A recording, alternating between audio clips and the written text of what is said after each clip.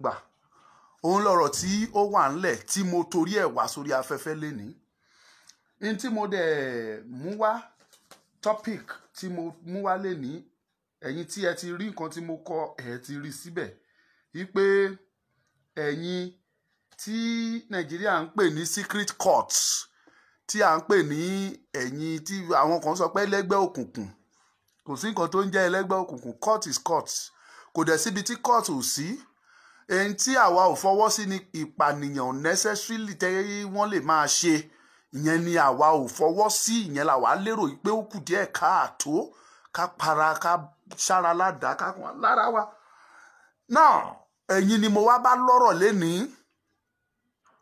ọ̀gbẹ̀rì ni mí o kò sí tí mo mọ̀ ọmọ Kristi ni mí I believe in Jesus láì fi àkókò ṣòfò gbogbo ẹ̀yin tí ẹ ń darapọ̀ mọ́ mi ẹ máa bá mi pín ẹ máa share kẹ́ máa pín torí ní ta fẹ́ sọ lénìí ó ṣe pàtàkì ó ṣe kókó ìdí ni wípé ọkàn mi pòrúurú ọkàn mi bàjẹ́ lọ́pọ̀lọpọ̀ fún àwọn information tó tẹ̀ wá lọ́wọ́ ọ̀pọ̀lọpọ̀ yín lẹ ti máa gbọ́ information yẹn títí láti alẹ́ àná títí tó fi di èní mo máa play ẹ̀ ní díẹ̀díẹ̀ fún wa ó dùn mí pé kíní speaker mi ò ṣiṣẹ́ lé ní báyìí ó rà pé náà tán nínú ẹ̀ so kí wá ní impact tí ẹ̀yin brother mi ẹ̀yin sister mi tẹ wà nínú àwọn ẹgbẹ́ ìmùlẹ̀ wọ̀nyí tí ẹ wà nínú ẹ̀ mo ń sọ mo ń tún sọ kò sí èèwọ̀ kì í ṣe ìtọ́jú òrírí ṣe bá àwọn ẹgbẹ́ ìmùlẹ̀ wà lamẹ́ríkà ó wà ní London àwọn kan ní Rockefeller àwọn kan ní Illuminatis àwọn kan ní KKK oríṣiríṣi ilẹ̀ ẹgbẹ́ tó wà àwọn wọ̀nyẹn fi advance wọ́n fi ṣe tiwọn ni àwọn tiwa níbí ni wọn ò fi ọgbọ́n ṣe tó fi di pé bóyá tán bá ṣẹra wọn wọ́n bẹ̀rẹ̀ sí ní para wọn wọ́n ṣara wọn ládàá èmi ò ìyẹn lèmi ò sáyẹ̀nsì ṣùgbọ́n gbogbo everybody ló wúlò nínú ìjà tá à ń jà nínú nǹkan tó wà ńlẹ̀ yìí ẹ̀yin ni mo dẹ̀ wá bá lọ́rọ̀ pọ̀ lẹ́ni ẹ pín ẹ ṣí ẹ Adémọ́lá you are welcome Mutiu Adémọ́lá Mutiu ẹ káàbọ̀ engineer mi Olúwatóyìn Àjàyí Diskaka you are welcome I don't know if you are a Yoruba person or not but I want to welcome you wípé ẹ káàbọ̀ àwọn kan ń pè mí pé kájọ àwọn ògbọ́ Yorùbá dáadáa pé àwọn fẹ́ kí máa sọ òyìnbó díẹ̀díẹ̀ lórí èmi ti sọ fún pé ẹ lọ kọ́ Yorùbá torí mi ò gbé èbó mi ò lè sọ òyìnbó dáadáa mo lè máa sọ lọ kí n yìnbọn kò sí bí mo ṣe lè mèdè sọ bí elédè ẹ̀yin ẹ sọ fún Obama pé kó wá sọ Yorùbá lọ́dọ̀ mi ẹ sọ fún Donald Trump pé kó wá sọ Yorùbá ìbá àkọ́ kọ́ má rí irú ẹ̀rí kò lè mọ̀ ọ́ sọ tó mi máa sọ fún kùnkùndùn ẹ̀ mi lè mèdè bí elédè èdè mi ní èdè Yorùbá mo máa mọ̀ ọ́ sọ mi lè gbọ́ òyìnbó kí n mọ̀ ọ́ sọ tó bẹ́ẹ̀ jù bẹ́ẹ̀ lọ from Ifọ̀n Ọ̀ṣun Ẹ̀ṣẹ̀gun Adémọ́lá. Àmín Chris Organ ó fi àdúrà ránṣẹ́ sí mi ó ní you will not die prematurely in Jesus name àmín Diskaka ó ní I am a Yorùbá Ẹ̀ṣẹ̀gun kí ni mo fẹ́ sọ lé ní ẹ bá wa pín bẹ́ẹ̀ bá ṣe ń wọlé important message ni sí gbogbo àwọn tó wà ní court I don't call it secret if you call it secret court or whatever déédéé ló ṣe gbogbo ẹ̀yin brother wa ẹ̀jẹ̀ wa nìyí ẹ̀yin brother wa tẹ́ wà nínú ẹgbẹ́ ààyè tí ẹ wà ní ẹ̀yẹ ọ̀ kò sí gbogbo yín pátá lọ̀rọ̀ yẹn máa kàn kò sí ẹni tí ò ní kàn Ọlọ́run dẹ̀ ní jẹ́ kí nǹkan burúkú kó kàn wá ẹ jẹ́ sáré plug speaker yìí ní kọ́mọ́kọ́mọ́.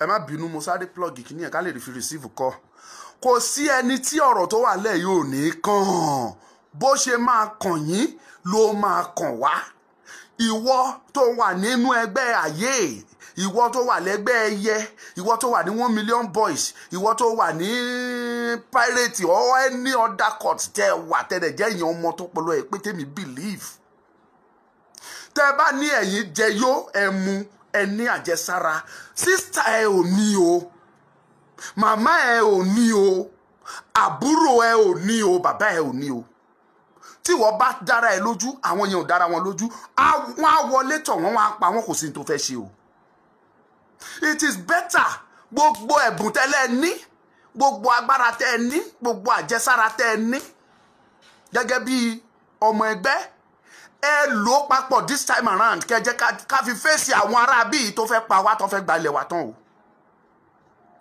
àìdá ẹ ka ọ̀rọ̀ mi sí ìkọjá ààyè tàbí ẹ ka ọ̀rọ̀ mi sí ọ̀rọ̀ ọlọ́gbọ́n. Mò ń sọ ni wípé ohun tó bá dé bá ojú ó máa dé bá gbogbo ara ni o. Ó dẹ̀ ń bọ̀, ó ń bọ̀, àwọn là ń dẹ́ẹ̀dẹ́.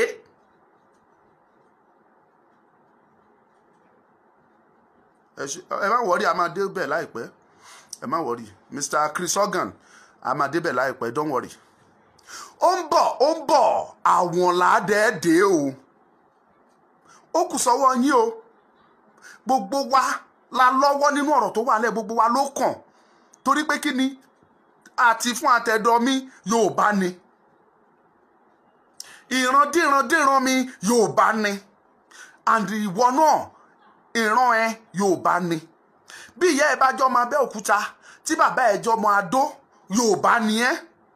Bó o bá jọmọ Ìbàdàn, tí ìyá ẹ wá láti Ìjẹ̀bú, Yorùbá ni ẹ́. So therefore, ilẹ̀ Yorùbá, the territories of Yorùbá nation, a gbọ́dọ̀ protect ẹ̀ lọ́wọ́ àwọn ará bí wọ́n ti wọlé already. À ń sọ fún yẹ́ ẹ̀ gbọ́ information ní ẹ̀yin èèyàn mi, ẹ dìde. Ẹ̀yin ayé confraternity, ẹ̀yin ẹyẹ, ẹ̀yin 1 million boys, ẹ̀yin ṣé báyìí dóònà tún náà ń jẹ́. I don't want to care. Ṣùgbọ́n mo mọ̀ wípé gbogbo yín pápátá lẹ wúlò fún ìjàngbara ta fẹ́ jà yìí. Àwa lóńdó lánàá, Ondo City, màmá yẹn kọrin, ó ní kí la máa fi jàngbara jà, Àjàyè la máa fi jàngbara jà, Àjàyè àwa ò ní jagun bógun lọ, Àjàyè la máa fi jàngbara jà, Àjàyè. That is the fact. Àjàyè la máa jà. Ẹ̀yin ayé, ẹ̀yin ẹyẹ, ẹ̀yin pirate, ẹ̀yin 1 million boys àti bẹ́ẹ̀ bẹ́ẹ̀ lọ tí mi ò dárúkọ, ẹ máa jìjà yẹn lájàyè ni. Torí pé kí ni? You are competent to fight for us in Yorùbá nation. Ẹ competent, ẹ lọ́pọlọ, ẹ tún wà expose, ẹ ríran, ẹ kì í gba dìdìrín sára yín. Our future is dying, is fading away. Kí lẹ ní ká ṣe? Ọmọ Yorùbá ṣáà nìyí. Kí ló dé tí à ń wòran? Information jáde wípé ọ̀rọ̀ ń bọ̀rọ̀ bọ̀. Àwọn ará bí wọ́n ti wọ inú ilé tán tìbọn tó ń ogun tí ìkan ìjà. Ṣùgbọ́n gbogbo wa ṣe là ń wòran, a fẹ́ sọ̀rọ̀. Oníkálukú ń wò pé ṣebí kò kàn mí, ṣebí wọn ò tí ì dé. Tán bá dé, gbogbo plan tí wọ́n ń ṣe, tán bá bẹ̀rẹ̀, tán bá give order pé kán strike, wọ́n á pa wá dé làjì kó tó di pé a lè gẹ́jà ara pé a ti fẹ́ dìde pé a fẹ́ jà. Wọ́n á ti pa Yorùbá dé làjì. Because ẹ mọ̀, they are in every nook and cranny of Yorùbá land. Kò sí street tẹ́ máa wọ̀ tẹ́ ní bá wọn. Kò sí inú oko tẹ́ máa wọ̀ tẹ́ ní bá wọn. Kò sí anywhere, name it, in Yorùbá land. Tẹ́ bá wọ ìlú kọ̀ọ̀kan ní ilẹ̀ Yorùbá, ẹ máa bá wọn bẹ̀. Tí wọn ò bá máa gbọ́kadà kiri, ẹ bá wọn tán máa ṣa irin kiri, tán láwọn ṣa alálu, wọn á máa ṣá kiri. Tẹ́ ẹ bá rí wọn bẹ́yàn, ẹ rí wọn tán ṣe bàtà. Kì í ṣe gbogbo wọn lóyin tán rí, tẹ́ ẹ rí tán ṣe yẹn náà ṣe. Tẹ́ ẹ bá rí wọn yẹn, ẹ rí wọn tán da màlúù.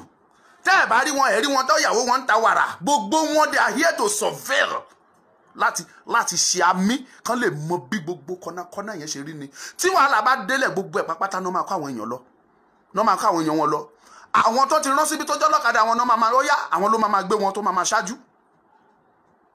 Pé mo mọ street yẹn jẹ́ ká lọ bẹ̀, mo mọ bí yẹn jẹ́ ká lọ bẹ̀, mo mọ bí yẹn jẹ́ ká lọ bẹ̀. Wọ́n á pa Yorùbá dáadáa kó tó di pé ẹ̀yin gan ẹ̀ mọ́ nǹkan tó ń pè ní ogun ẹ̀yìn ni. Wọ́n fẹ́ fogun ẹ̀yìn ja ilẹ̀ Yorùbá, adẹ̀ ń wòran. Ẹ fà wọn bàbá wa sílẹ̀, let them be. But this time around, mo ń sọ fún ẹ̀yin ọmọ Yorùbá tó wà nínú àwọn ẹgbẹ́ yìí, ẹ dìde. A mọ̀ yín náà, ẹ kì í bẹ̀rù. Tẹ́ bá ń wò mí, ẹ bá mi ṣí ẹ jẹ́ kó dọ̀dọ̀ gbogbo wọn. You are not a coward. Ẹ kì í bẹ̀rù. Ẹ lè lé àwọn ará bí pa, kẹ́ lé wọn pa. kúrò nínú gbogbo ilẹ̀ Yorùbá. You can do it. But gbogbo yín ọ̀tọ̀ níjà tẹ́ ń jà. Bóyá kẹ́ máa bára yín jà. Ẹnìkan sọ̀rọ̀ sí mi kò respect mi. Ẹnìkan gbàyàwó mi kò ṣe bákan. Kẹ́ bẹ̀rẹ̀ sí ní ṣara yín ládàá kẹ́ para yín. That is not the solution, my brother and sisters. The bigger problem, ìyà ńlá, ogun ńlá, is here, sleeping and dining with us. And you people were just looking. Just keep quiet and you believe kò kàn ẹ́. Ó kàn ẹ́ o. Ọ̀rọ̀ kan jáde, wọ́n ní àná. I will play it to you now. Mo fẹ́ kí kíní yẹn boost díẹ̀ ni because ní pẹ́ ìyẹn gan ló mú mi wálé ní tí mo fi wá ń bá àwọn èèyàn mi sọ̀rọ̀ yìí. Wípé ogun ti wọlé o. Ogun tẹ́ bá ṣàkíyèsí àwọn tó ń ta sí ìyá ẹni kan náà mi létí sí i. Ẹ rí pé kọ́nà níbi street náà máa ń dúró sí. Wọ́n máa wo movement everybody. Wọ́n máa ta nǹkan fẹ́ ta. Wọ́n máa wo bó ṣe ń lọ. Corner from one corner to another. Tẹ́ ẹ bá ní ẹ̀yin tẹ́ ẹ ń wo fídíò yìí tẹ́ ẹ ń wò mí lọ́wọ́lọ́wọ́ mo fẹ́ ẹ máa please just remind me with your comment. Àwọn nǹkan tó bá yẹ pé ẹ máa mọ̀ pé ó yẹ kí n tún fi eléyìí pé ẹ máa fi sínú comment yẹn máa sọ. Wọ́n ti wọ everywhere ẹ̀ ń wòran. Nnamdi Kanu ó sọ̀rọ̀ kan lánàá ẹ mọ̀ pé Kanu ò ní jẹ́ sọ̀rọ̀ tí ò bá rí di òtítọ́ tí ò bá fi di òtítọ́ múlẹ̀. Àwọn èèyàn ọpọlọ ó pé ó lọ́pọlọ ju gbogbo pé kó ṣe máa sọ fake ọ̀rọ̀ kiri. Ó sọ ọ̀rọ̀ fún gbogbo wa ó ní ìlú kan either in Ondo State bóyá Ìṣẹ̀ tàbí Ìṣẹ̀ tàbí whatever bó ṣe sọ but he's talking bó ṣe sọ I think it's Ondo State. Ìṣẹ̀ Àkókó l'Ondo State ló ń sọ. Ìṣẹ̀ Àkókó ó láwọn ará bíi ti wọbẹ̀ tìbọn tóhun ìjà everything wọ́n ní wọ́n wọ 150 ó ní wọ́n tẹ àwọn wà lè sọ specific oye nọ́mbà tó ń jẹ́ ṣùgbọ́n wọ́n pín ibẹ̀ ní kẹ̀tíkẹ̀tí wọ́n dẹ̀ ti ń pààyàn. I will play it to you. Mo ń bọ̀.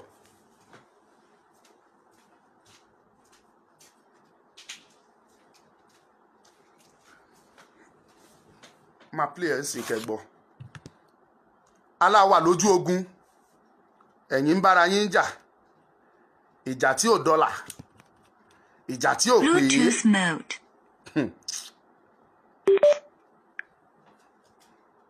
Mbọ̀.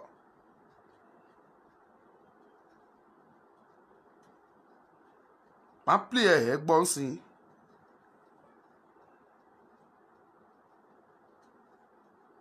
I'm speaking now. ISE, yes, ISE. It is ISE. Somebody said they have thick forest. Michael Olufemi. Okay, Michael Olufemi, I will believe you. Michael Olufemi. Michael Olufemi said, yes. Yes, there is Ise Forest Reserve in Ondo State. Okay? I believe that this is going to be an authentic information coming from Olufemi Sound Oduduwa. Olufemi Sound Oduduwa. So, Olufemi, you probably may give us the right information. Ise Forest. Yes, there is a forest reserve in Ondo State. So anyway, wherever this is, whether it is in Ondo State, whether it is in Ekiti State, I want you, my Oduduwa brothers, to call the attention of the Amotekon, to make sure they ransack the forest in a place called Ise.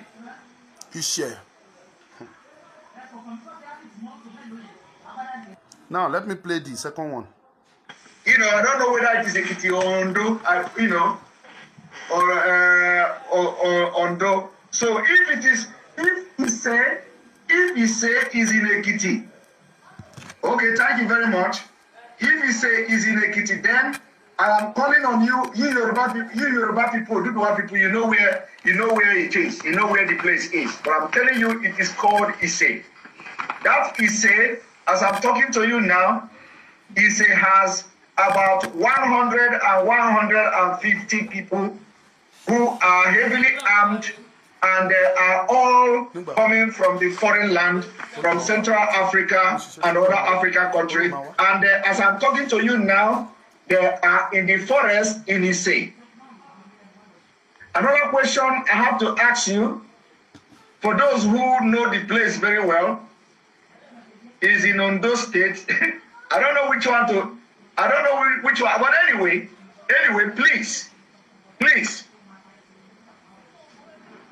Do you have any big forest in, another question I want to ask you, do you have any big forest in Ise? Do you have any big forest in Ise?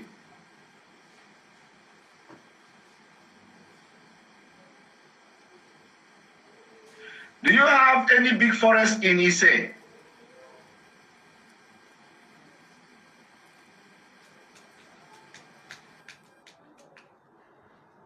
I'm speaking now. I'm going to tell you where you have. Mo fẹ́ kẹ́ bá mi share message yìí. Share ń gbọ́ information tó ń jáde. I'm not a fan of Nnamdi Kanu, but I want to believe wípé Nnamdi Kanu as a person kò ní dédé jáde kó sọ ọ̀rọ̀ tí ò ní túmọ̀. Or bó dẹ̀ jẹ́ Simon Ekpa, any one of them tó sọ, wọn ò ní jáde kan sọ̀sọ̀kúsọ without láti fìdí ọ̀rọ̀ múlẹ̀ dandandan. Wọ́n ní that intelligence report tó genuine ni. Wọ́n wá sọ either it is Iṣẹ́ Àkókò or Ìṣẹ̀ Èkìtì. Wọ́n try àti sọ they don't know, wọn ò lè differentiate méjèèjì. Èwo ni ò kì í ṣẹlẹ̀ Yorùbá nínú méjèèjì. By now mo expect káwọn security agency tó jẹ́ ti Yorùbá kan ti lọ ṣe findings, kan wọnú gbó bí kìíní, wọnú gbó ìkejì, kan bẹ̀rẹ̀ sí ní ṣe findings lọ. Ṣé àwọn governors wá sọ pé àwọn ò gbọ́? Kò kàn wọ́n. Wọ́n ti sọ pé kò kàn àwọn. Tán bá lè pa àwa tán kan pa wá, àwọn olówó tán fi fly, wọ́n kọ́lé sàbúrò tán lè lọ dé sí. Orun gbóbọ̀. Orun gbóbọ̀. Orun gbóbọ̀.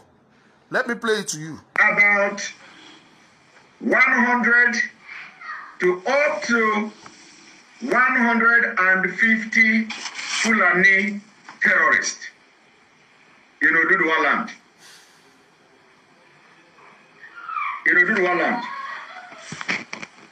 And of course, most of them that are, most of their agents that watching this video now will call them. But I believe that even if they call them, they will still be there, because they will only think that Yorubas, Oduduwas will not take us serious. This revolution I'm about to make now.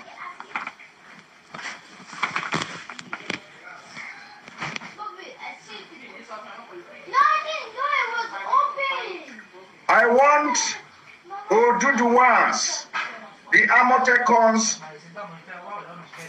to go to Ondo State. Ondo State. Ondo State. Ondo State. We are calling on Amotekon to focus on Ondo State. Ondo State, Ondo Forest. Ondo Forest have almost 300 to 400 of jihadists in the forest. Ẹ gbọ́ orúkọ tó pé 300 to 400 jihadists.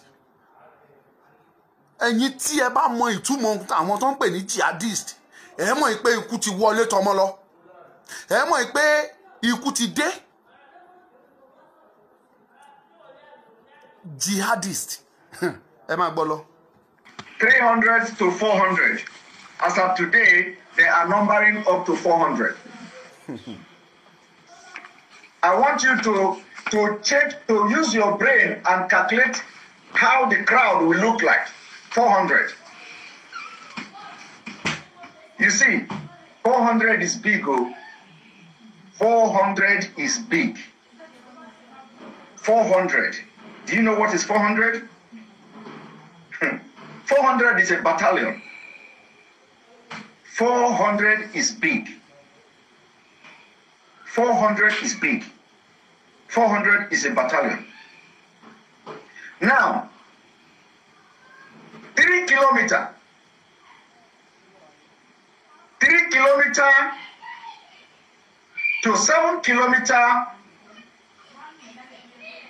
from a place called Ise,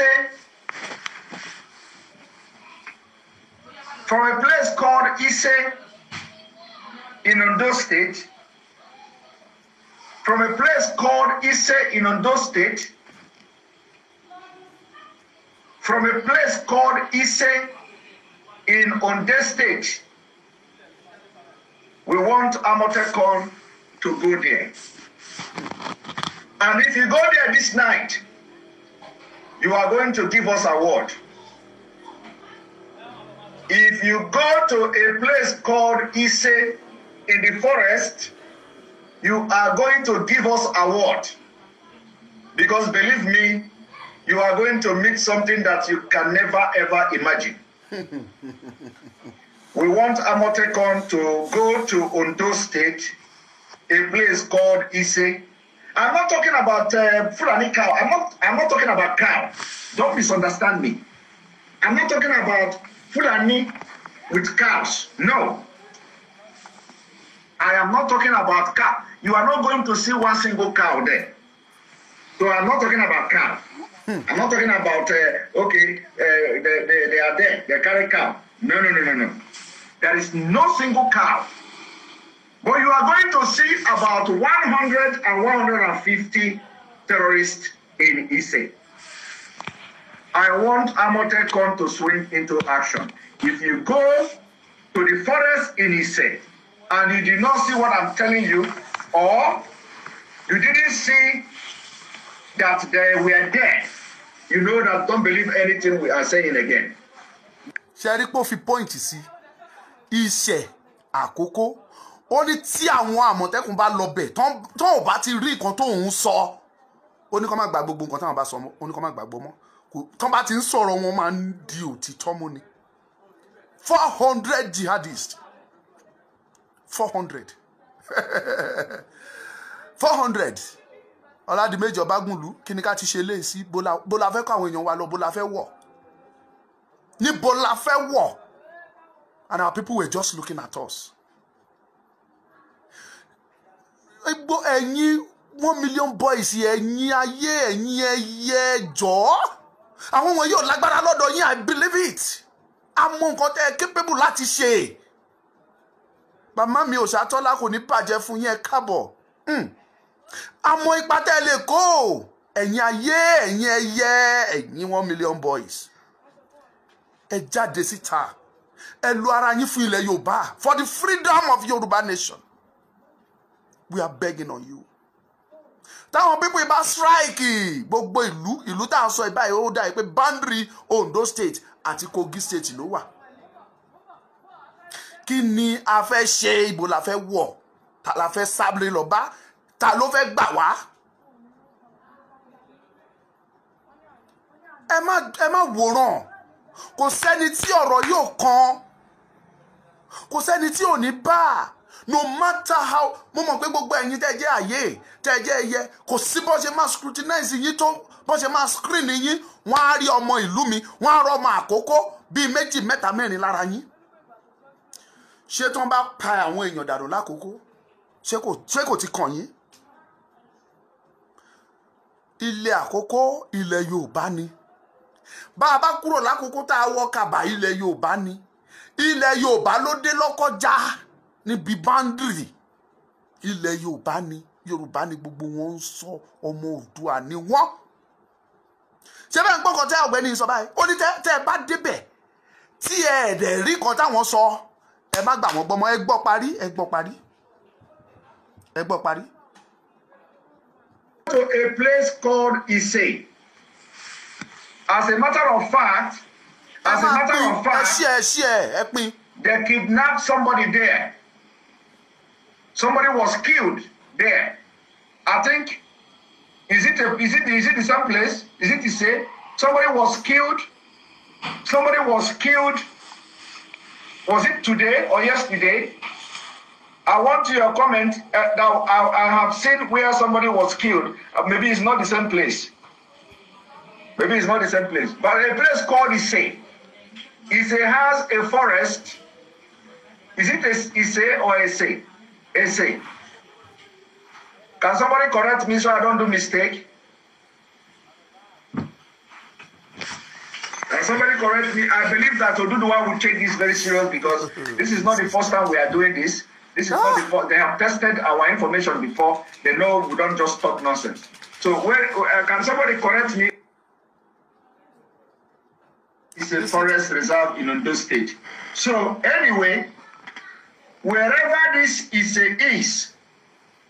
wherever this is, whether it is in Ondo State, whether it is in Ekiti State, I want you, my Oduduwa brothers, to call the attention of the Amotekon,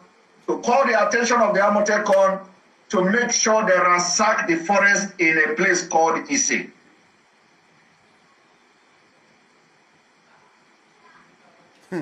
Yes, I want Ise. Don't say I didn't tell you.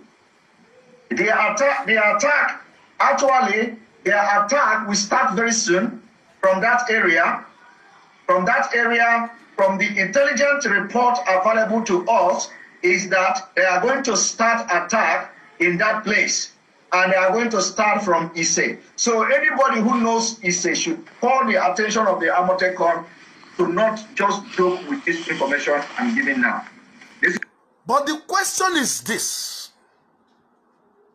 Do we have Amotekun? Ṣé Amotekun tí ẹ ń function mọ́? Yorùbá. Eku bọ́mọ rìn ọmọ òfúnra. Ṣé àti Iṣẹ́ Èkìtì àti Iṣẹ́ Àkókó, I want to believe pé Iṣẹ́ Àkókó náà ń sọ because bọ́n ṣe ń tẹnu mọ́ yẹn Iṣẹ́ Àkókó ni. Because àwọn ni boundary. They are the boundary of Ondo State and the North Central States. Àwọn ló link pẹ̀lú North. Wọ́n náà ti wà ń bẹ̀. Tọ́n bá strike gbogbo àwọn tó wà nílùú yẹn náà kọ́kọ́ pa tán. Because tó bá mú àdá lásán dání gan ọlọ́pàá á mú ẹ pé kí ló dé tó gbàdá dání. Not to talk of gun. So bó ló ti fẹ́ rí ìbọn tó fẹ́ fi defend ara ẹ. Yorùbá. Gbogbo ẹ̀yin tẹ́ wà ní position láti ran ilẹ̀ Yorùbá lọ́wọ́ tẹ́ ẹ lẹ́ni ran Yorùbá lọ́wọ́. Alálẹ̀ àbíyín o. Alálẹ̀ àbíyín o ẹ pé program yẹn alálẹ̀ àbíyín o. Bàbá mi àròpọ̀ ire ẹ kábọ̀. Ominú kọ mí. Ominú kọ ọkàn mi gidigidi gan ni. Wọ́n pariwo lọ́tún, wọ́n pariwo lọ́sì. Nothing is done. Kò sí kankan tí àwọn olórí wa tán gbé tán ṣe. Kò sí kankan tí wọ́n sọ sí. Mo tiẹ̀ ti wá sọ ẹ gbàgbé àwọn olórí sẹ́ ẹ̀yin ayé ẹ̀yin ẹyẹ ẹ̀yin 1 million boys ẹ̀yin rọ́ọ̀fù ẹ̀rì fọ́mọ̀gbò ní àtẹ̀yìn aborigine gbogbo yín pátápátá tèmi ò tiẹ̀ lè dárúkọ tẹ́ jẹ́ secret court nílẹ̀ Yorùbá tẹ́ jẹ́ gbẹ́ tẹ́ jáwo kí lẹ̀ ń wò kan pa Yorùbá tán tó bá kan ojú á kan gbogbo ara á kan gbogbo ara ṣé bẹ́ẹ̀ gbọ́ information tán give. Okay, ta ni nínú yín tí ò lẹ́bí tí ò lára sí gbogbo ohun tá à ń sọ yìí. Ibi kan náà ti máa bẹ̀rẹ̀ tán bá bẹ̀rẹ̀ ó máa súnkàn yín. Ìlẹ̀kẹ̀ má já ajá síbì kan ní dandan. Ajá síbì kan. Ajá síbì kan. Ẹ gbọ́ gbogbo information tó ń give with critical evidence. This is not child play. This is not child play. Wọ́n ti wọlé tán. Ṣé bíbí kan náà rí yẹn? Ẹ̀yin mo yẹ ibi tán ti. So please, if you know the place, Akinwumi Oli. Ẹ mọ bí tán ti pínra wọn sí ni tó jẹ́ pé wọ́n kàn expect order. Strike order. Pé kàn kàn give order pé ó yá ẹ strike. Kàn dẹ̀ bẹ̀rẹ̀. Yorùbá. ẹ jí ẹ má sùn, ẹ̀yin ayé, ẹ̀yin ẹyẹ, ẹ gbàgbé ìjà tó bá wà láàrin yín lásìkò yìí, ẹ dìde ẹ lé àwọn pípò yẹn, jẹ́ ká lé wọn pa. We are ready to work with you. As far tó bá ti jẹ́ pé ẹ fẹ́ ṣe nǹkan tó máa free ilẹ̀ Yorùbá ni, a wà lẹ́yìn yín. Òṣàtọ́lá wà lẹ́yìn yín, Ọláyọ̀bí Kóìkí wà lẹ́yìn yín, bàbá Professor Akíntóyè wà lẹ́yìn yín. Everybody in Yorùbá land tó fẹ́ àlàáfíà, tó fẹ́ òmìnira fúnlẹ̀ Yorùbá ló wà lẹ́yìn yín. Wọ́n dẹ̀ máa fàdúrà tì yín. We are available. Ẹ má jókòó.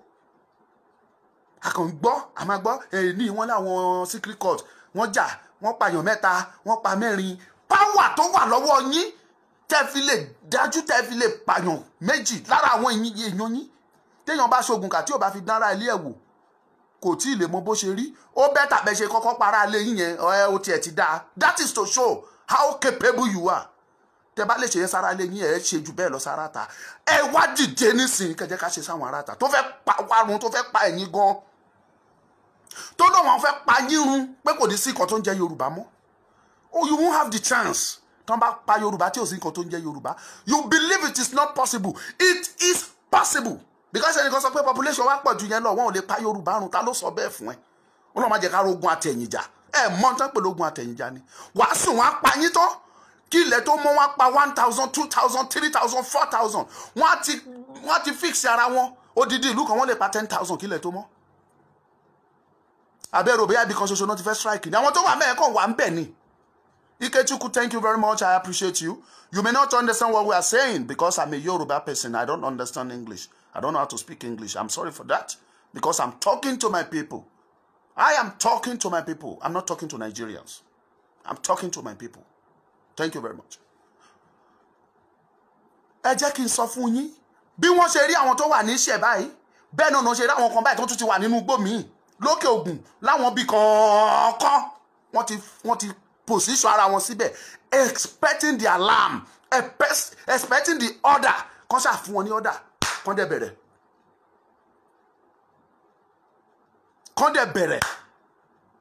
Ẹ gbọ́ parí torí mo ti fẹ́ round up. Ní tí mo wá sọ ni mo ti sọ yẹn. Atanda say he knows the place. Akuwumi Olumide Atanda say he knows the place. If you know the place, please make sure you alert the people from your place. Make sure you alert the people from your place because they are there. And like I said we have, they have about 400, almost 400, terrorists, heavily armed in that area. And in this particular essay, from our intelligence report, there are about 100 to 150 of them. And they have already started killing anyway. They have already started killing there. They have already started killing. I told you that in a matter of days, I will be telling you where they are, and don't ask me how do we know. Don't ask me how do we manage to get this information. This is in Biafra. When we are fighting for freedom, we need to know everything happening in Nigeria because we are still in Nigeria. We need to gather a lot of information. People are taking risks to gather this information. We need to know what is happening. We need to be on top of the game, and this is what it is. We are on top of this game. So there is nothing that is going on in Nigeria we don't know. So we know them, we know where they are. So if you are close to people or in Amotekon, alert them that in Ise, a place called Ise in the forest there are about 100 to 150. Why we are putting it from 100 to 150 is that the numbers are not stable. The numbers are not stable. They are changing, and they are changing movement. So the numbers of, the number that we know or we have are not stable. The numbers are not stable. And new people are arriving on daily basis, while others are going from that place to a different place. So, but you have at least between 100 to 150 well armed, though, so you must be prepared when you go there. You must be prepared. Now, that is what I'm going to give you for today. I don't want to tell you, you know. Bó ṣe jẹ́ lẹ ti gbọ́ yẹn. Ẹ jọ̀ọ́, àmì wo lẹ tún wá? Evidence wo lẹ tún wá? Èmi kọ́ mo sọ ilé ọmọ Ìgbò lórí o, ló sọ o. Wọ́n dẹ̀ máa ń sọ̀rọ̀ with evidence. Mi ò kàn wá bí láti wá sọ̀rọ̀ láti lè jẹ́ kí pé bóyá mo mọ̀rọ̀ sọ mo fẹ́ sọ̀rọ̀. Mo ń sọ eléyìí nítorí wípé mo mọ̀ pé wàhálà ti dé ni. Wàhálà ti dé very close to my hometown. Níbi tó ń sọ yìí. Hey, ó mà ṣe o. Ẹ pín prógráàmù yìí, ẹ share. Gbogbo ẹ̀yin tẹ́ ti share, ẹ share, eléyìí ṣe kókó. Ikú rèé. Kọ́lọ́run kó má jẹ́ kó wọlé wa. Ikú rèé. Níbi tọ́rọ̀ dé dúró ìta bá ní ká máa wòran bí ilé ó nira. Ìyìn tí wọ́n ń retí ni pé kán fún wọn ní order kan dẹ̀ strike. Ẹ má jẹ́ ṣẹ́rí plan wọn ni pé tán bá ti kọ́kọ́ strike wọ́n lè pààyàn. Around Yoruba land wọ́n lè target pé okay in a day we are going to kill 100,000. Wọ́n á achieve ẹ̀. The federal government will now come in. Wọ́n á wá parọ́ fún yín. Wọ́n fi test grant ni wọ́n fẹ́ fi wọlé. Wọ́n á parọ́ fún yín pé government ti take over. Bọ́n ṣe máa pa yín gbé nìyẹn kò sí tó máa ṣẹlẹ̀. Anybody tán bá mú nínú ọ̀rọ̀ pípa òun tán bá mú kẹ́ tó ṣẹ́jú wọn á fi wọ́n lẹ̀ kò sí ní tẹ́ fẹ́ ṣe. Ẹ mọ̀ náà tí bá parọ́ ẹ máa sọ fún mi pé rọ́ mo pa. There is nothing you can do. Wọ́n á pa kò dẹ̀ sí ní tẹ́ fẹ́ ṣe Yorùbá. As far tẹ́ ẹ ready mo sọ́nà àwọn ọmọ ẹni bá tẹ́ bá ẹ má pè sórí fóònù yín ẹ pè sí nọ́mbà tí mo fi síbí. Let me put the number there again. Ẹ jọ̀ọ́ fóònù tí mo fi ń ṣiṣẹ́ ni ẹ lè respect kí n gbé ó máa stop 4609 2484.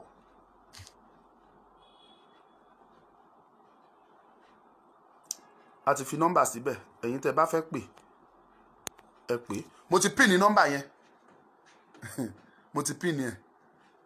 So kò sí nǹkan tẹ́ ẹ fẹ́ ṣe as far tí Yorùbá ò bá mọ̀ ipò yẹ kán dìde. Mo sọ kíní kan náà mo ní ẹni ìlú tán bá ti jáde tán fẹ́ torment yín tán bá pa èèyàn kan ẹ pa 10 ẹ̀yin ọmọ Yorùbá dìde kill 10. It's in place of 1.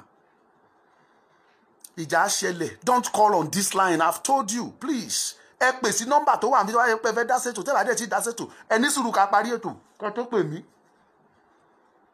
Wọ́n á ní Fúlàní àti Yorùbá ń jà. Wọ́n á ní Hausa àti Yorùbá ń jà. Wọ́n á dẹ̀ pa ọmọ Yorùbá. Nothing will happen. Anywhere in Yorùbá land tán bá ti pa ọmọ Yorùbá kan ẹ pa 10. Kill 10. Ẹ wá gbé mi ẹ mú mi ẹ pa mí ẹ fi mí dára tó wù yín. Millions àwọn ọmọ Yorùbá máa dìde tí wọ́n á ja ìjà yìí lájà yìí. Èmi ò tiẹ̀ wá níkú ìwé mímọ́ ti sọ màmá mi yẹn ló sọ lẹ́ẹ̀kan ìwé mímọ́ dẹ̀ sọ bẹ́ẹ̀ mo dẹ̀ kàwé mímọ́ yẹn mo understand ẹ̀. Ó ní èmi kì yóò kú bí kò ṣe yíyè kí lè ròyìn iṣẹ́ Ọlọ́run màá ròyìn gbogbo tójú wa rí ní Nàìjíríà màá ròyìn ẹ̀ nínú ilẹ̀ Yorùbá nation tá a fẹ́ gbà. I will not die but live to testify to the works of God. Mi ní kú ikú kan ò ní mi pa ẹ lè bẹ̀rẹ̀ sí ní pè bẹ́ẹ̀ yẹn ká receive call bí mélòó kan sí o ká round up because yes network yẹn wà okay. Ẹ pè kẹjẹ ká pick. Ẹ má jẹ́ ká tanra wa jẹ àfi tá bá fẹ́ tanra wa jẹ la sọ pé ikú ò ti délé tòsí. Ẹ tí ẹ dìde ẹ̀yin ayé ẹ̀yin ẹyẹ ẹ̀yin pirate ẹ̀yin rough reform ògbóni ẹ̀yin aborigine ògbóni ẹ̀yin ẹ dìde ẹ jọ̀ọ́ ẹ̀bẹ̀ lábẹ́ ẹ̀yin OPC ẹ dìde abẹ́yìn ni ẹ má jẹ́ kí omi tẹ̀yìn wọ̀gbìn lẹ́nu.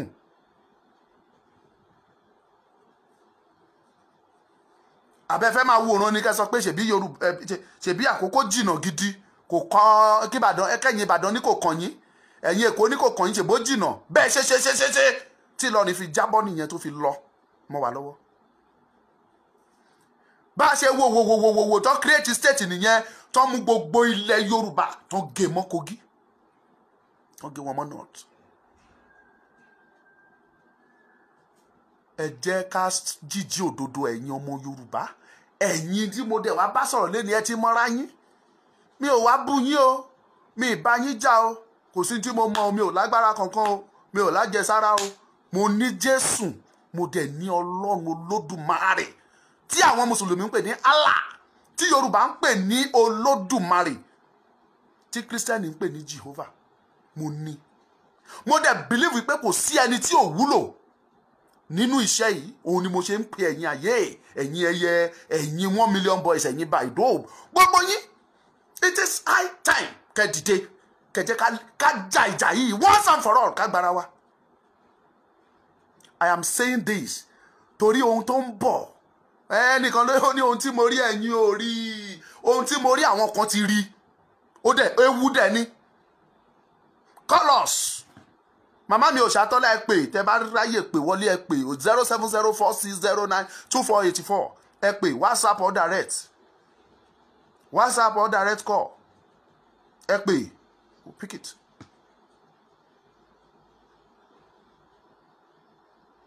Ẹ pè àgbè.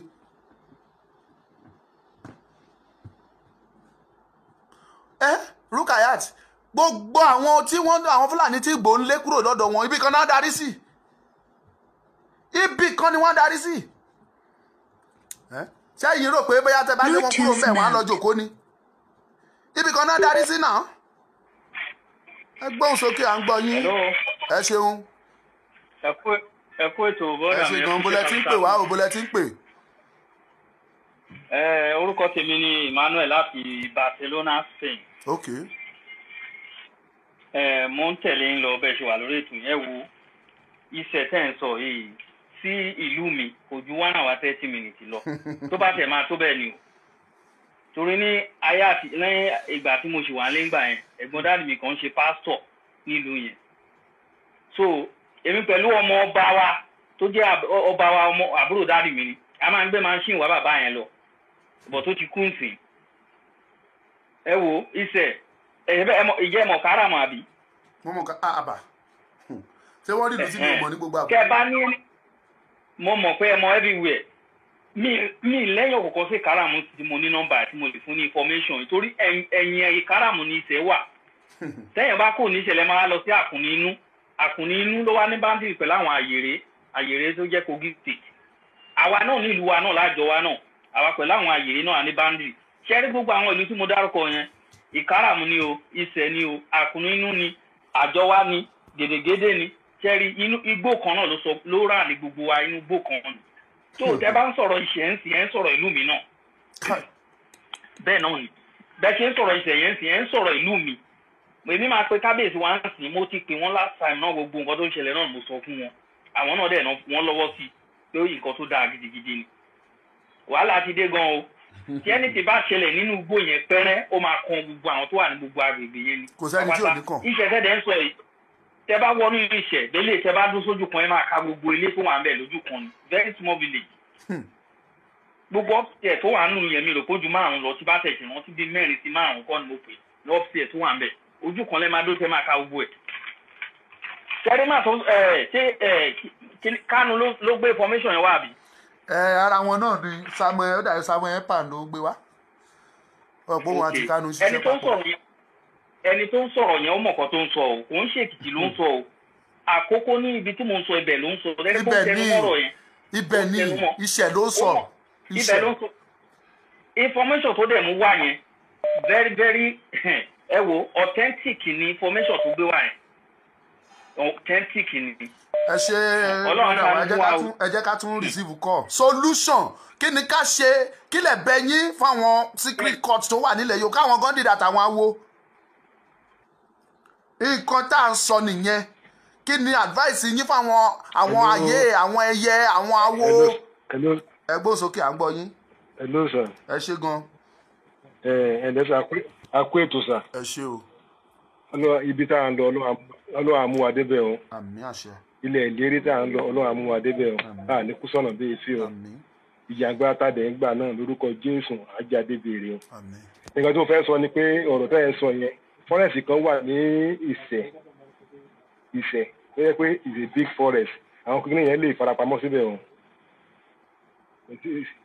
Ìṣẹ̀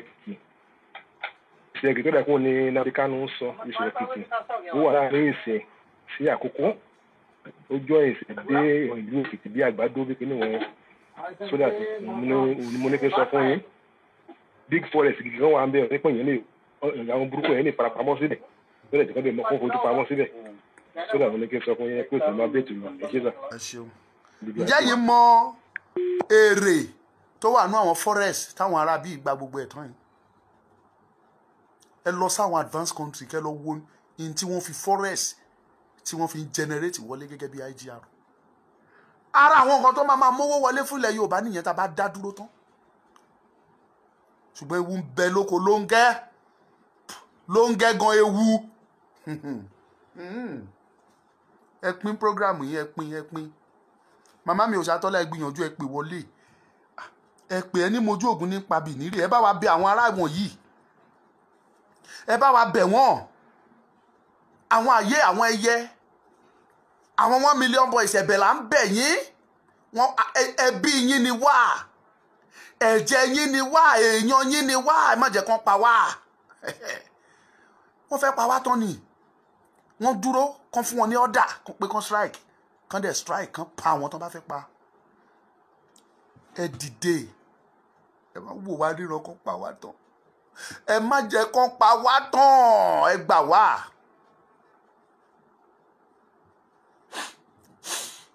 ọ̀rọ̀ yìí ń kọ mí lóminú ó ń bà mí lọ́kàn jẹ́ wọ́n wà nínú igbó kò sí no any action àwa dàbí ẹni tí ò tiẹ̀ ní gọ́vnà Yorùbá wa dàbí ẹni tí ò ní lídà gbà tán ti fi owó divide and rule wọ́n fi owó wọ́n fi bà gbogbo ayé àwọn lídà sí wa jẹ́ táwa dẹ̀ ń rò pé ojówó màmá tó ń pè mí ẹ pè sórí láìní mi kejì please.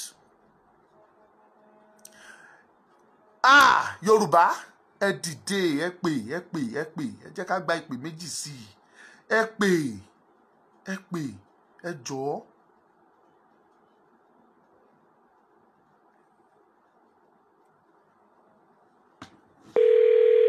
kò séwu lẹ́gbẹ̀rún ẹ̀kọ́ kí la máa fi jàǹgbára jà ajáyé o la máa fi jàǹgbára jà ajáyé èmi ò ní jagun gbógun lọ o ajáyé o la máa fi jàǹgbára jà ajáyé. bàbá mi tó wà lórí ìlà ìgbóhùn sókè à ń gbọ́ yín.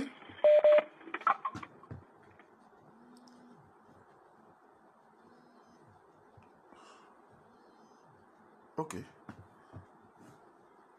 ẹgbọ́n sókè àgbọ́ yín.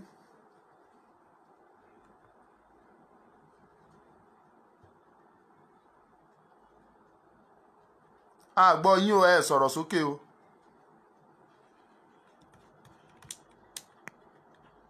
Bluetooth mode.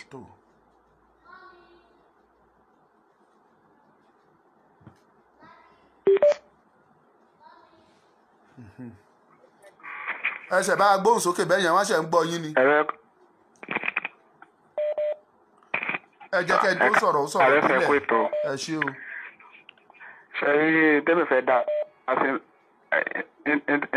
dá síbẹ̀ ni pé ṣẹ̀rẹ̀ àwọn tí wọ́n jẹ́ ọba ilẹ̀ Yorùbá gangan ni pírọ́bẹ̀mù ta ni ṣèbí ṣáìdì ọmọ bọ̀tà ló lọ sí ìgbàlejò ni tí ó ní òun fẹ́ jà fún láti lé àwọn Fúlàní lọ tí wọ́n ní pé kó ní sùúrù àìgbóṣe kankan ṣé wọ́n fún lówó àbí wọ́n ṣe nǹkan kan fún un ló fi lóun lọ síbi ibẹ̀ ni ṣe rí àwọn pírọ́bẹ̀mù ta ní gangan àti jáde àwọn pípọ̀ àwọn ààyè àbí nǹkan kan àwọn ọba gangan ni pírọ́bẹ̀mù ta ní nílẹ̀ Yorùbá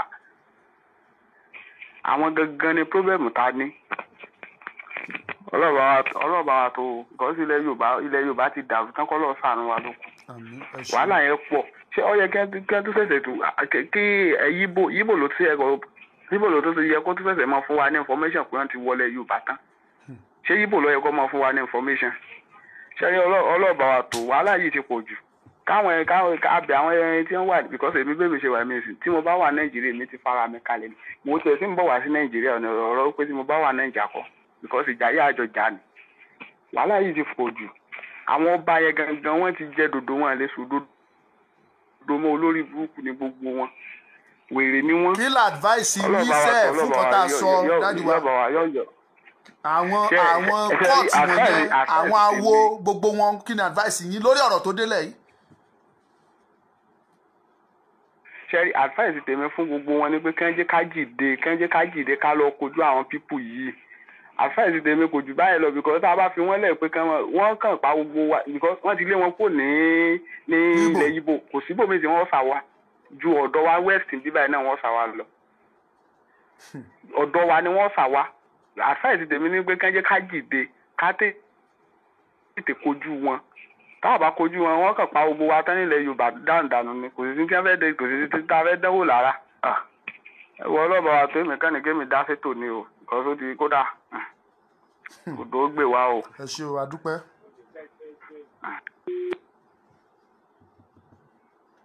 jẹ́ ká gbé ìpè kan sí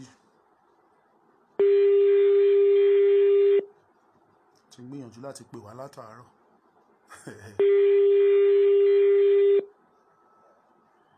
ẹ dìde ẹ má jẹ́ kán pa wá tán. ẹ gbóhùn sókè. ẹ mọ̀ pé ètò. ẹ ṣeun. Ọláwálé ló ń sọ̀rọ̀ látòǹdó kọ́ńtírì látòǹdó. mo ti rí bẹ́ẹ̀ yẹn gbóhùn sókè. yes a ní ká kí n kú ètò ní o. ẹ ṣé. ká dẹ̀ tún advice àwọn èèyàn wa lórí gbogbo nǹkan tó ń ṣẹlẹ̀ káàkiri ilẹ̀ káàrọ̀ òjìire. advice yẹn ni kẹ́ give a fẹ́ gbọ́. advice yẹn ni kẹ́ give. àrò ṣe rí nǹkan tó ṣẹlẹ̀ ni pé àwọn tó ń dààmú wa a mọ̀ wọ́n but ọ̀rọ̀ mi kọ́kọ́ lọ sórí àwọn èèyàn mẹ́ta tó jẹ́ pé àwọn gangan ló yẹ kán jí gìrì sí ọ̀rọ̀ yìí jù ṣùgbọ́n tó jẹ́ pé wọ́n fọ̀rọ̀ yìí falẹ̀ torí ti ìmọ̀tara ẹni nìkan tó wà lọ́dọ̀ wọn. ìran àkọ́kọ́ nìran lọ́balọ́ba wa àwọn lọ́balọ́ba wa kò sílẹ̀ tí ò ní màálù lọ́dọ̀ Fúlàní nínú wọn bó jẹ́ ọ̀kan bó jẹ́ méjì bó jẹ́ mẹ́ta wọ́n ní màálù lọ́dọ̀ Fúlàní ìdí nìyẹn táwọn lọ́balọ́ba ò fi lè sọ̀rọ̀. ṣé wàá rí ìran kejì nìran olórí ẹ̀sìn èmi làáfà o èmi ni pásítọ̀ èmi láláwo ṣé ra méjèèjì wọn tí olóṣèlú bá ṣẹ̀ ọ̀tọ̀ fa wàhálà kan ọ̀tọ̀ olóṣèlú nídìí ipò kan ọ̀dọ̀ àwọn mẹ́tẹ̀ẹ̀ta ni olóṣèlú máa ń sá lọ ó jẹ́ pé àwọn náà máa ń bẹ lọ́hùn fún àwọn tó jẹ́ bíi olóṣèlú wa àwọn ìran kejì nìyẹn ìran kẹta òun wà láwọn olóṣèlú wa gangan kò sí gómìnà nílẹ̀ Yorùbá tí ò mọ nǹkan tó ń ṣẹlẹ̀ ṣùgbọ́n torí ipò wọn àti nǹkan tó ń wá àti nǹkan tó fẹ́ jẹ wọn ò ní lè sọ̀rọ̀ torí pé wọn ò nífẹ̀ẹ́ wa ìfẹ́ ara wọn náà bá lọ síbi táwọn wà láti lè ṣojú ìdílé wọn kì í ṣe láti ṣojú àwọn ọmọ Yorùbá rárá àwọn mẹ́ta yẹn ló ń dà wá láàmú. kí wàá ní àmọ̀ràn tẹ́ ní fáwọn ẹgbẹ́ tá à ń dárúkọ látàárọ̀ àwọn bíi àyè àwọn bíi ẹni sùúrù ẹ̀ máa ti pẹ́ jẹ́ kẹ́ni tó wà lórí ìlà ó sọ̀rọ̀ tán kí ni àmọ̀ràn yín fún àwọn ẹgbẹ́ tá à ń dárúkọ àwọn bíi àmọ̀ràn yín fún àwọn ẹgbẹ́ tá à ń dárúkọ wọ̀nyí pé kán fìmọ̀ ṣọ̀kan lásìkò yìí kán jẹ́ kájọ jìjà yìí lájàyè àwọn bíi ẹyẹ bíi ayé bíi 1 million boys bíi ẹgbẹ́ ọlọ́dẹ bíi àwọn ẹgbẹ́ ògbóni àti bẹ́ẹ̀ bẹ́ẹ̀ lọ kí làmọ̀ràn yín. wọ́n ti já kúrò lójú òpó tó ẹ pè wá ká gba ìpè kan tàbí méjì sí.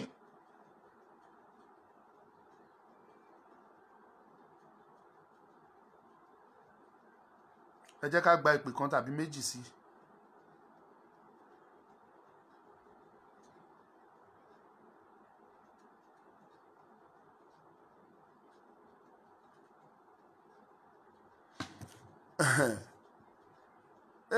tẹ́ bá ní kò kàn yín kò sẹ́ni tí ò ní kàn ń tó dé bójú bọ́dé bá gbogbo ara kò sẹ́ni tí ò ní kàn kò sẹ́ni tí ò ní kàn kò sẹ́ni tí ò ní kàn kò sẹ́ni tí ò ní kàn gbogbo wa ló kàn ikú ti wọlé kọ́lọ́ má jẹ́ ó wọlé tèmi ṣùgbọ́n tí bá ní kó má wọlé mi tán bá pa ẹ̀gbọ́n mi pa àbúrò mi ńkọ́ ṣebí mo ní wọn sílùú mo ní wọn síbẹ̀. ẹ jọ̀ọ́ ẹ̀yin ayé ẹ̀yẹ confraternity ẹ̀yin rough reformed Ògbóni Calling. gbogbo yín Bàdó 1 million boys ẹ dìde ẹ má jẹ ẹ jà fúnlẹ̀ Yorùbá ẹ gbóhùn sókè. Hello. ẹ ṣe o ẹ ṣe gan àti ẹ ń fẹ́ kí kankan náà àwọn members wọ̀nyẹn kàn tiẹ̀ bá wa sọ̀rọ̀ ẹ gbóhùn sókè. ẹ ṣe gan sa ohun tí mo torí ẹ pè é very important. ẹ ṣe. ìgbà tẹ sọ pé kí àwọn program tẹ ń ṣe lọ́sìn tẹ sọ pé kí àwọn àyè àwọn 1 million boys kan gbà ṣé program yẹn ni mo pè é. òun náà ni à ń ṣe lọ́wọ́ báyìí. Okay.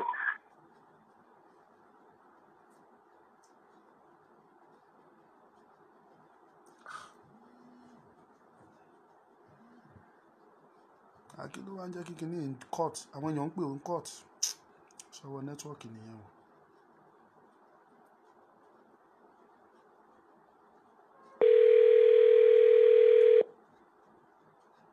ẹ jẹ́ àgbà pé bíi méjì sí ká máa lọ. ẹ gbóhùn sókè à ń gbọ́ yín. ẹ kú iṣẹ́ wọn. ẹ ṣé gan. iṣẹ́ ti tèmi mo ti máa ń sọ torí tí wọn mo post lórí Facebook mo ti ṣe farm torí wọn ni mo ṣe mo máa waste owó yẹn kí wọ́n wá gbé màálù wọn àti ọba wọn kí wọ́n pààyàn nínú farm mi màá fi bí gbàgbé pé mo ń ṣe carp kíni táìmù yẹn ẹ ṣe ẹ ń dúró pé wọn èmi ò kíá kó dúpẹ́ tó gbé mo wà láàmì ibi tí mo wà ní America wherever I don't care mo ní insurance life but torí àwọn ọmọ mi ni mo ṣe ń ṣe lé tó bá bẹ̀rẹ̀ kó bẹ̀rẹ̀ èmi tẹ̀sí rẹ́dì náà mò ń bọ̀ kí wọ́n lè mọ̀ mò ń bọ̀ ní March orúkọ mi ni Wálé Ògúnlọ́wọ̀ mo sọ bẹ́ẹ̀ ṣẹ́gbọ́n èmi rẹ́dì bó ṣe gbẹ́ nìyẹn. ẹ ṣe tó ẹ jẹ́ ká gba ìpè kan sí àti ẹ̀fẹ́ kíkankan pè ẹ gbà wá àníbógun lọ ẹ dìde ẹ lo ẹ̀bùn tí Ọlọ́run fún yín ẹ lò fún ìran Yorùbá ẹ má jẹ́ kí tiwa tán ẹ má jẹ́ kó bàjẹ́ fún wa ẹ má jẹ́ kó bàjẹ́ ẹ má jẹ́ kó parí fún ìran Yorùbá ẹ dìde gbogbo àwọn tá à ń pè ní political leaders wa àwọn religious leaders wa àwọn traditional rulers tá bá pa gbogbo wọn papọ̀ wọn ò tí ì tó 10% gbogbo àwa tá a kù ṣó wá yẹ káwa wòran kí á dẹ̀ jẹ́ kí àwọn 10% yẹn decide the fate àwa 90% tó kù. gbogbo ọba tó wà lẹ̀ Yorùbá ò tó 10,000 sí 10,000 sí 55 million tí wọ́n sọ pé a jẹ́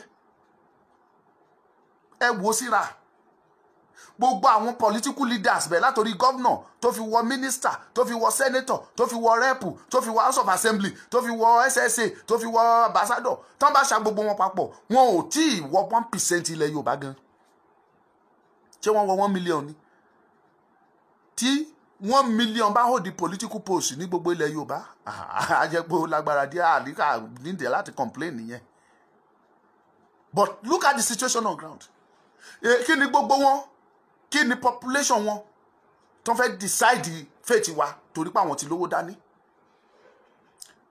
ẹ lọ dìde my fate is in my hand my future is in my hand my destiny is in my hand kò sẹ́ni tó lè dictate ẹ̀ fún mi àfi Ọlọ́run ọba nìkan àtèmi fúnra mi ẹ dìde ẹ̀yin ayé ẹ dìde ẹ̀yin ẹyẹ ẹ dìde ẹ̀yin Bàdó ẹ dìde ẹ̀yin 1 million boys ẹ dìde ẹ̀yin reform of Ògbóni fraternity bàbá wa lẹ jẹ́ àmọ́ ipa tẹ́ ń kó nílẹ̀ Yorùbá tẹ́lẹ̀ kó tó di pé gbogbo ẹ dàbẹ́ ní pé ó fẹ́ kù díẹ̀ ẹ dìde ẹ̀yin aboriginal Ògbóni ẹ dìde ẹ̀yin OPC àti reform àti eléyìí tí ò reform ẹ dìde ẹ̀yin ẹgbẹ́ ọdẹ nílẹ̀ Yorùbá ẹ dìde ẹ̀yin Àgbẹ̀kọ̀yà tòótọ́ ẹ̀yin tòótọ́ Àgbẹ̀kọ̀yà ẹ dìde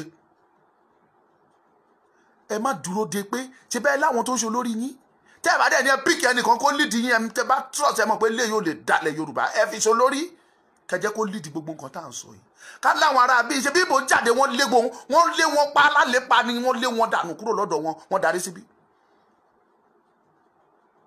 wọn ò ní pláàni láti ṣe anything fúnlẹ̀ Ìgbò pláàni wọn láti take ilẹ̀ Yorùbá because ilẹ̀ Yorùbá ilẹ̀ tó ń ṣàn fún wàrà àti fún oyin ni.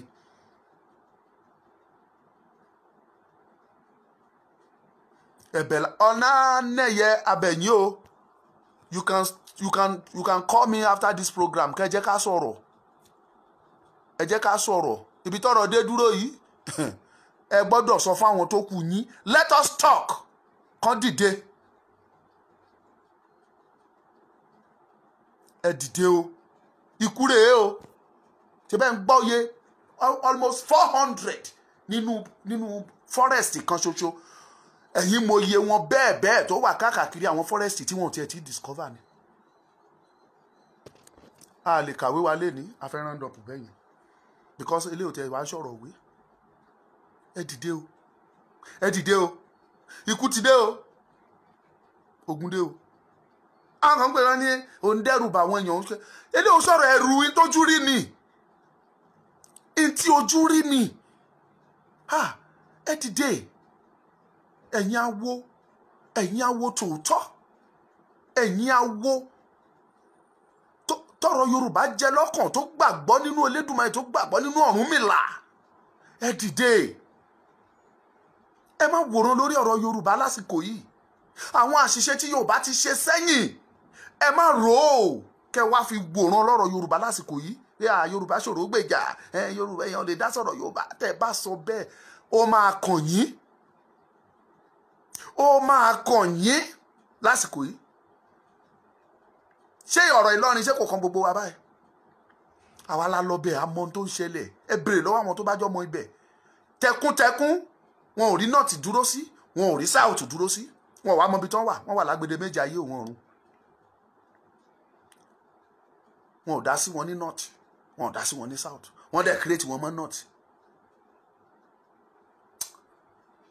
ẹ dìde o ẹ̀yin ọmọ Yorùbá ẹ̀yin tí mo dẹ̀ torí ẹ̀ wá ṣe program ẹ ti gbọ́ ẹ má nẹ́ẹ̀lì mi o ẹ má wò mí bí ọ̀dàlẹ̀ o ẹ má wò mí bí ẹni pé mo wá rí yín fín o ẹ má wò mí pé bẹ́ẹ̀ ni pé bóyá mo wá kọjá àyè mi sí yín mo bẹ́ẹ̀ rí omi ò ní rí yín fín o èmi mọ rírì yín ni mo ṣe wá sọ ohun tí mo sọ yìí o mo mọ iṣẹ́ tẹ́ ẹ lè ṣe mo mọ ipa tẹ́ ẹ lè kó your competence mo mọ̀ ni mo ṣe ń bẹ̀ yín gbogbo yín tí mo ti dárúkọ ẹ̀bẹ̀ mo bẹ̀ ẹ dìde lórí ọ̀rọ̀ Yorùbá ẹ dìde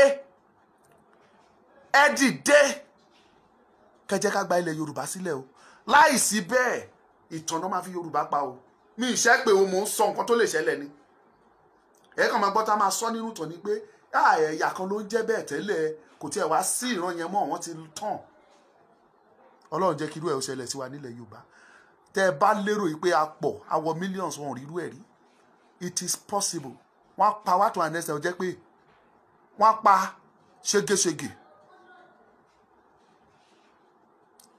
a ní rí jù báyìí lọ lórí ètò ilé ní a lè ka ìwé I'm not even in the mood mi jẹ́ sí ní mood ìwé kíkà mi sí ní mood ẹ má bínú sí mi ẹ̀yin tẹ́ ń retí bó yẹ kí n kà á ẹ má bínú ẹ̀bẹ̀ lábẹ́ yín o ẹ dìde o ẹ̀yin tí mo ti dárúkọ ẹ̀bẹ̀ lábẹ́ yín o ẹ̀yin tẹ́ bá fẹ́ bá mi sọ̀rọ̀ nọ́mbà mi ti wà ń bẹ̀ ẹ pera yín kẹ́ bá ara yín ṣèpàdé it is the high time now to talk ẹnìkan nú yín lè ṣiṣẹ́ yìí tó bá dára ẹ̀ lójú ẹjọ́ invite ara yín ẹjọ́ sọ kò sẹ́ṣẹ̀ ń bẹ̀ àníkẹ́ ẹjọ́ wà papọ̀ àníkẹ́ ṣe ṣùgbọ́n you can join to fight ẹ lè jọ parapọ̀ láti jà fún ilẹ̀ Yorùbá tá a bá jà tán oníkálukú á tún dúró sáyà ara ẹ̀rọ máa ṣe láyà ara yín abẹ̀yìn ni o abẹ̀yìn ni ẹ jọ̀ọ́ ìnírí jù báyìí lọ lágbára Ọlọ́run wọn ò ní èmi ò ní bógun lọ wọn ò ní fi mí palẹ̀ ogun mọ́ wọn ò ní fi mí bẹ̀rẹ̀ ẹ̀ wọn ò dẹ̀ ní fi mí parí ẹ̀ èmi tẹ́ ń wò yìí o èmi Ọmọlúkà yìí o mi ní jagun bógun lọ o màá wọ inú èmi kì yóò kú bí kò ṣe yíyè kí èmi kó lè ròyìn iṣẹ́ Olúwa nínú orílẹ̀-èdè mi tuntun tó ń bọ̀ lọ́nà yìí.